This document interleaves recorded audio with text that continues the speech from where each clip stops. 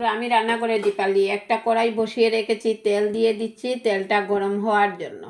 অন্যদিকে অন্য কাজটা করে নেব, মধ্যে দিয়ে তেলটা গরম হয়ে যাবে, তার জন্য যাতে আপনাদের সময় নষ্ট না হয়, তার জন্য তেলটা চুলায় গরম বসিয়ে চলে আসলাম।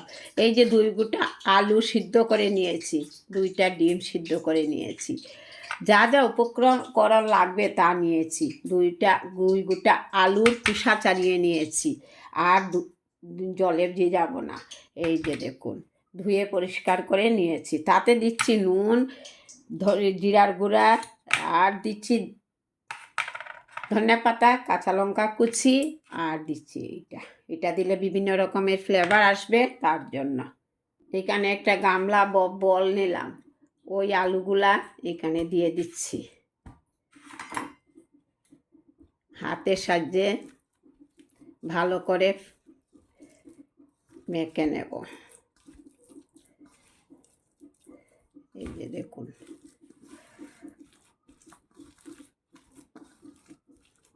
তার উপকরণ কি কি দিচ্ছি দেখুন। স্বাদ মতো বা পরিমাণ মতো নুন দিচ্ছি, কাঁচা লঙ্কা দিচ্ছি, ধনে পাতা দিচ্ছি, আর ওই যে ওইগুলা দিচ্ছি। ওইগুলা দিলে আর অন্য কিছু প্রয়োজন হবে না, তাই ভালো করে মিক্স করে নিচ্ছি। আপনারা চাইলে দিতেও পারেন, নাইলে ক্লিক করতে পারেন। এই যে আলু ভর্তাটা রেডি করে নিলাম। এই যে দেখুন, আলু ভর্তাটা একদম রেডি। কারেন্ট চলে গেল বন্ধু, কি বলবো, হীরার ত্রিপুরা সোনার দেশ, বাতাস না দিলেও কারেন্ট শেষ। এবার একটা বটি নিলাম, কতক্ষণ অপেক্ষা করব বলো তোমরা, আমাকে বলো। এই যে দেখো, এইভাবে চলে এসেছে। এইভাবে হালকা হালকা করে পিস পিস করে নিলাম।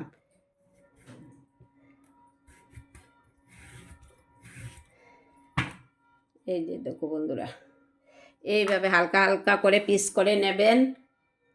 একটা আলুই আমার পরিবারের জন্য যথেষ্ট। এই যে দেখুন, পিসগুলা করে নিয়েছি। এবার ডিমগুলাও একইভাবে পিস পিস করে নেব। একইভাবে ডিমগুলাও পিস পিস করে নেব। হাঁসের ডিম হলে ভালো হতো, ঘরে হাঁসের ডিম নেই, শেষ হয়ে গেছে, তাই পোলট্রির ডিম দিয়েই করে নিচ্ছি। তোমরা হাঁসের ডিম দিয়েও করতে পারো, পোলট্রির ডিমগুলা নরম থাকে, তার জন্য বলছি, আর কিছুই না। এই যে দেখো, ডিমগুলা একইভাবে পিস পিস করে নিচ্ছি।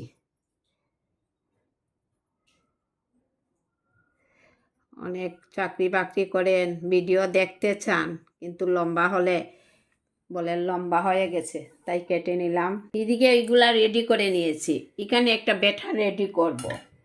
ব্যাটার রেডি করার জন্য আমি একটা এই যে বাটির মধ্যে ডিমটা আলাদাভাবে ফাটাচ্ছি। এই যে দেখুন, যাতে নষ্ট হলে আমার এগুলা নষ্ট না হয়, তার মধ্যে দিয়ে দিলাম।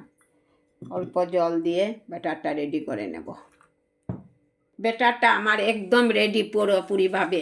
আমার সব সময় ভয় লাগে, ওই যেন কারেন্ট যাচ্ছে গিয়ে, ওই যেন কারেন্ট যাচ্ছে। রেডি করে নিলাম। এই যে 1 পিস আলু নিচ্ছি,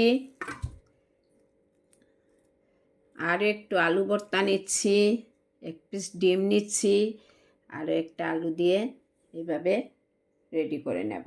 এই যে দেখুন, একদম রেডি, ব্যাটারের সঙ্গে মিশিয়ে নিয়েছি। মাখা রেডি। আঁচটা একটু বাড়িয়ে দিলাম, কমিয়ে রেখেছিলাম। তেলটা পুরা দমে গরম হয়ে গেছে, এবার দিয়ে দেব।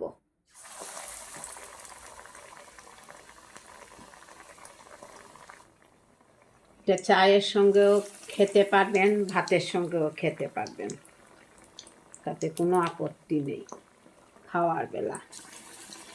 এই যে দিয়ে দিলাম। লোহার কড়ার মধ্যে ভাজা বড়া বাছতে খুব ভালো।